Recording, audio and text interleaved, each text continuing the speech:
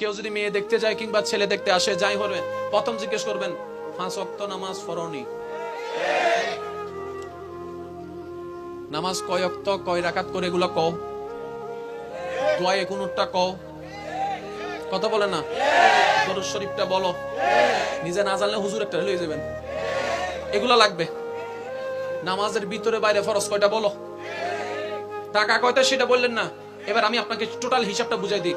আপনি যে জিনিসটা দেখে মেয়ে বিয়ে দিচ্ছেন কিংবা মেয়ে আনছেন, সেটা যদি কালকে 6 মাস বাদে না থাকে,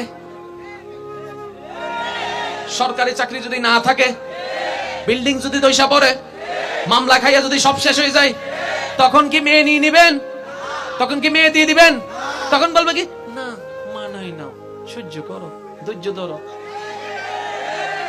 আপনি তান প্ল্যানিং কাজ করলেন, আপনি মেয়ের বাবা, আপনি অভিভাবক, মেয়েকে খালে বাসায় দিবেন না, রবের নাম দিয়ে রবের রহমতে বাসায় দেন।